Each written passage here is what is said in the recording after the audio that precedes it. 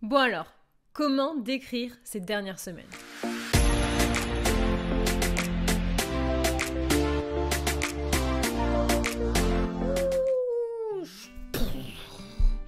C'est à peu près ça. En fait, tout a commencé avec ce 4,5 sur 20. Qu'est-ce que ça fait mal à un mois de l'examen? Sans exagération, cette note est venue foutre en l'air tous mes espoirs. C'est fou quand même. Après plus de 4 mois et demi de révision, plus de 32 examens blancs rendus, une moyenne générale d'environ 11 sur 20, il a fallu que j'obtienne cette note, 4,5 à un mois de l'examen, pour mettre en fumée absolument tous mes espoirs, mais surtout remettre en question absolument toute ma vie. Pire encore, cette note est venue mettre le doute dans ma confiance en moi, dans mon estime de moi. Alors c'est vrai, quand j'ai obtenu cette note, ce qui s'est passé en moi, c'est surtout les pensées négatives. Les pensées négatives qui se sont répétées à nouveau et encore, que j'arrêtais pas de ressasser en moi. À savoir, est-ce que vraiment j'étais faite pour réussir finalement? Ou encore, est-ce que je devrais pas plutôt tout arrêter?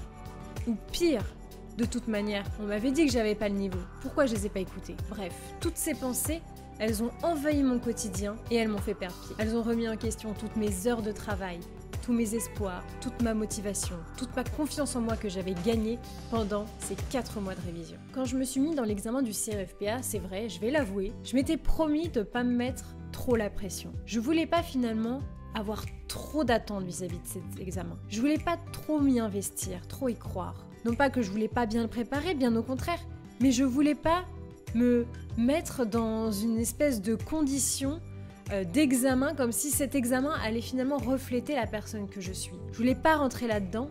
Et pourquoi ? Tout simplement parce que je ne veux pas que cet examen vienne finalement me définir. Je ne voulais pas non plus que l'échec à cet examen vienne remettre en question toute ma santé mentale ou encore ma confiance en moi parce que j'ai une vie à côté et qu'il faut que je l'assume. Il faut que je respecte mes engagements, tu le sais, j'ai 3 sociétés et pour moi, c'était impossible d'imaginer de m'investir pleinement dans cet examen et de me conditionner que à celui-là. Et pourtant, mais c'est hyper difficile en fait de partir dans un examen tel que le CRFPA, de réviser, de travailler, tout en ayant une certaine distance pour que ça vienne pas envahir absolument toute notre personne. C'est vrai, j'ai l'habitude dans mes vidéos de plutôt vous montrer comment est-ce que j'arrive à gérer. Et bien là, clairement, c'est une vidéo qui va vraiment t'expliquer pourquoi j'ai pas réussi à gérer et quelles sont pourquoi pas ensuite les clés pour te permettre, si tu es dans la même situation que la mienne, eh bien de voir le bout du tunnel. C'est vrai, tu me diras, j'en ai eu des commentaires, j'en ai eu des messages privés de personnes qui me disent « tu devrais tout mettre de côté, tu devrais t'arrêter pendant un temps, tu devrais peut-être arrêter tes 3 sociétés pour te concentrer que sur l'examen ». Mais ça, en fait, c'est quelque chose qui n'est pas possible, qui est utopique. Et ça vaut pour tout dans la vie. On ne peut pas tout envoyer balader sous prétexte qu'on a un aspect de notre vie qui prend plus de place, qui demande plus d'énergie et qui a forcément plus d'impact. C'est impossible. On ne peut pas tout envoyer valser, en tout cas c'est pas ma philosophie.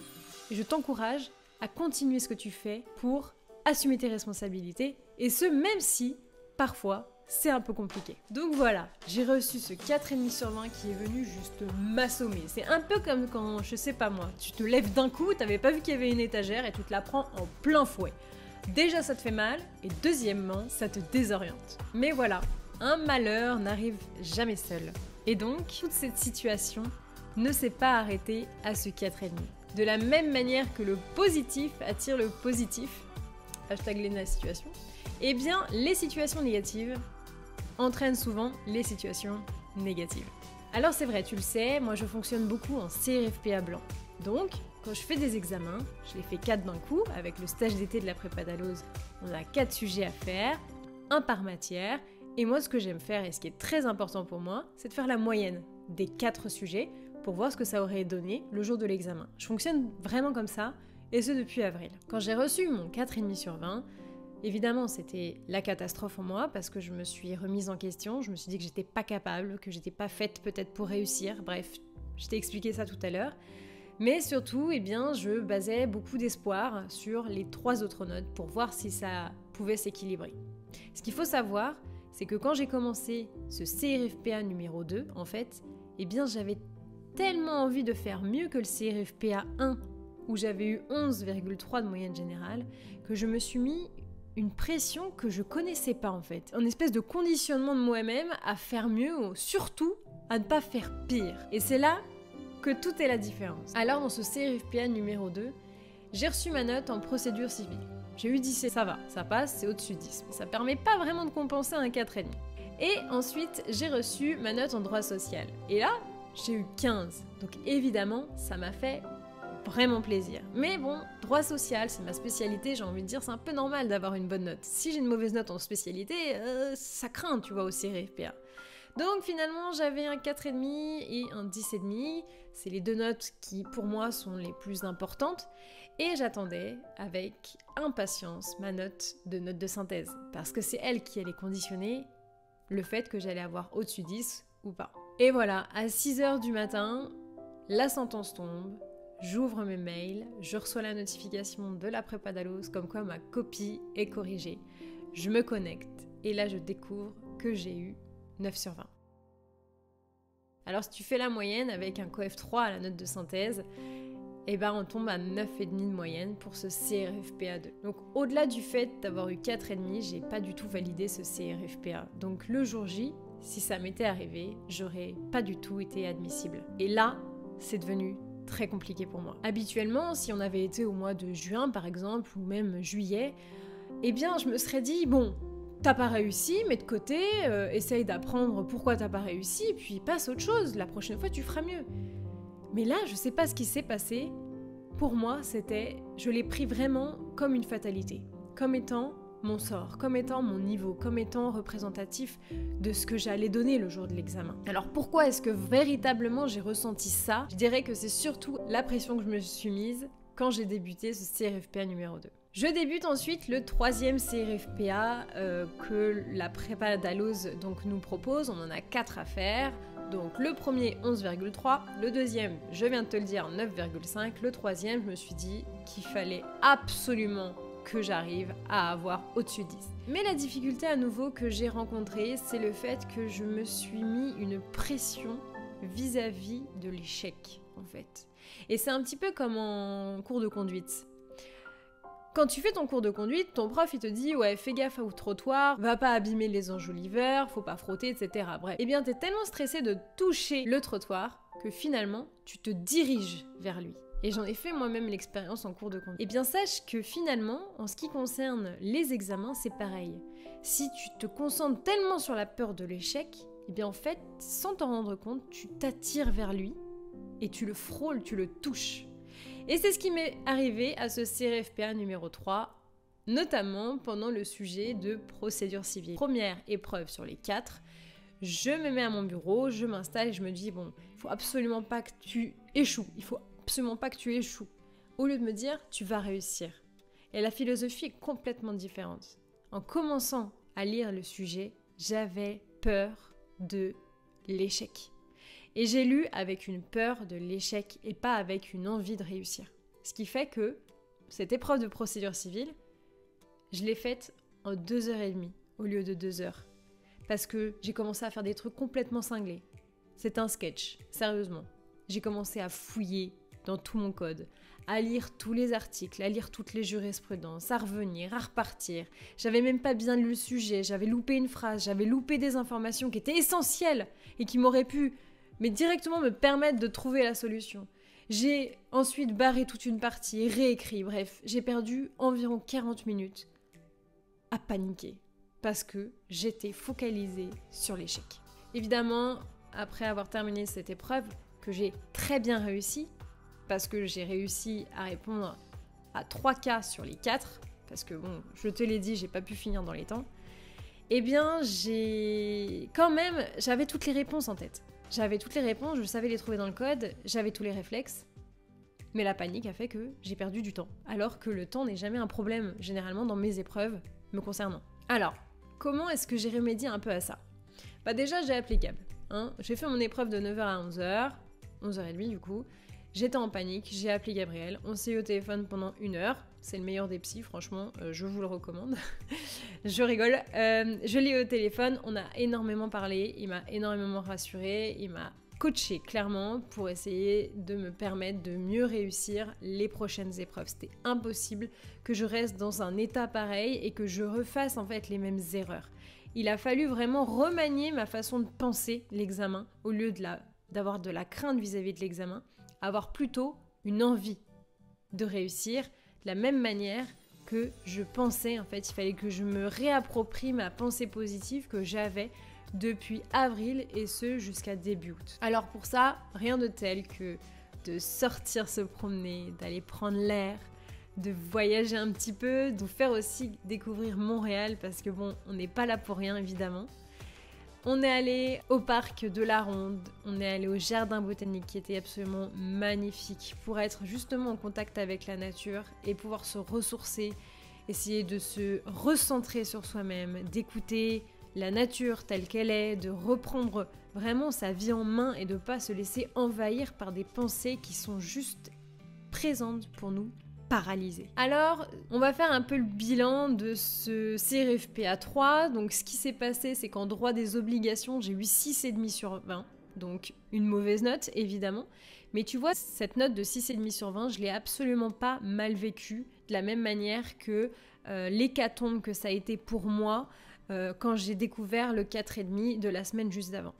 Alors oui, si on regarde mes notes 4,5 et 6,5 en droit des obligations, on se dit qu'il y a un gros problème. Mais l'importance, et c'est ça que j'ai apprécié, c'est que j'ai réussi à trouver le pourquoi. Pourquoi j'ai eu ces notes, et ce qui m'a énormément rassurée, ce qui a balayé mes doutes, mes angoisses, c'est que j'ai compris véritablement pourquoi j'avais eu ces notes. Et en fait, c'était pas du tout un problème de connaissance, parce que ça, c'est hyper frustrant quand finalement on se rend compte qu'on a un problème de connaissance, de théorie. C'était pas du tout ça. C'était des sujets, les deux, avec la question suivante. Qu'en pensez-vous ? Avec 2 pages de faits et la phrase « Qu'en pensez-vous » Eh bien, juste cette phrase « Qu'en pensez-vous » c'est des sujets que je n'arrive pas à traiter. Et donc, j'ai pu mettre le doigt sur une faiblesse, sur une carence, sur finalement un axe de progression sur lequel il va falloir que je bosse vraiment. Et finalement, mettre le doigt sur le problème m'a permis vraiment de balayer mes angoisses. Parce que je sais par quel bout prendre en fait ce problème. Je ne suis pas dans l'inconnu, je ne suis pas dans la remise en cause, remise en question, culpabilité. Je suis dans l'action. Et ça change tout. Donc bref, toute cette histoire pour te faire comprendre que oui, on peut réussir bien sa prépa annuelle, on peut être confiant, on peut partir avec des espérances quand on se met dans un examen du type « il faut pas que je me mette la pression » ou « de toute manière, je pense que je vais pas l'avoir ». Parce que finalement, c'est faux. Quand on se met dans un examen tel que le CRFPA, quand on le révise de façon sérieuse, c'est-à-dire qu'on planifie son été pour le passer au mois de septembre, on ne peut que espérer l'avoir. Par contre, ce qui est primordial, c'est de garder un axe de pensée qui soit constructive et pas rentrer dans le schéma nocif de la peur de l'échec. Alors je vais te lister un petit peu quelles ont été mes solutions pour essayer de prendre du recul, prendre du bon temps et surtout me recentrer. Et déjà on a mangé une pizza 6 fromages. Oui, parce que au Canada ils font pas des pizzas 4 fromages. Voyons. On est allé dans la nature, je te l'ai dit, notamment au jardin botanique et surtout sur l'espace japonais qui est juste splendide. Vraiment, c'était juste magnifique.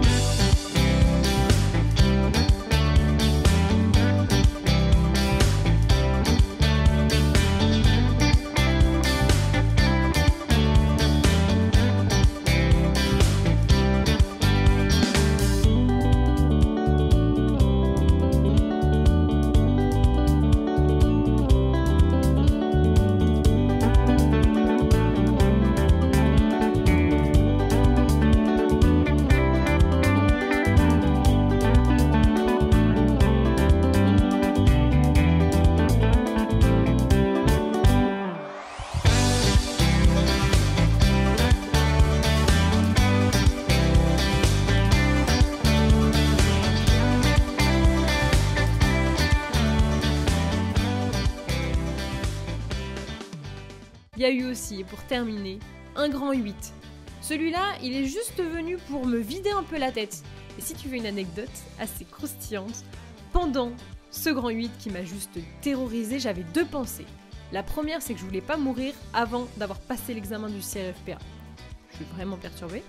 Et deuxième chose, je perdais mes lunettes pendant le grand 8 et ma seule crainte c'était de perdre mes lunettes, pas pouvoir passer l'examen parce que je voyais rien, échouer ma vie, ne pas pouvoir avoir de maison et ensuite être au chômage. Bref, tu vois bien, la fille était un petit peu stressée quoi. Bon, et puis pour terminer, voici mes notes donc de mon CRFPA numéro 3.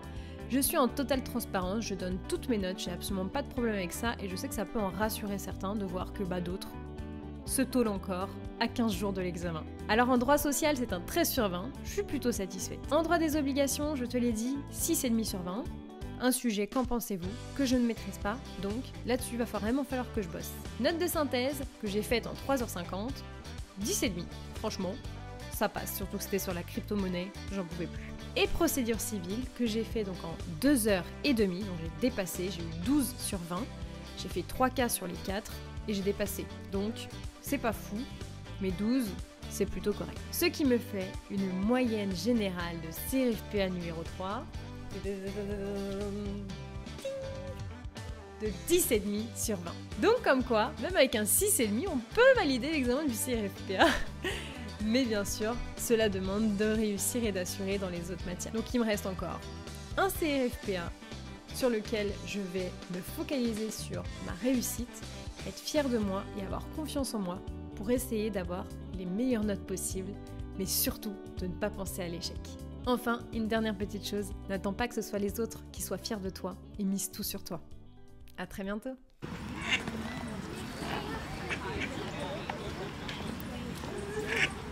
Oui, on va pas s'approcher madame. Promis, je touche pas. Ne touche pas. T'inquiète pas.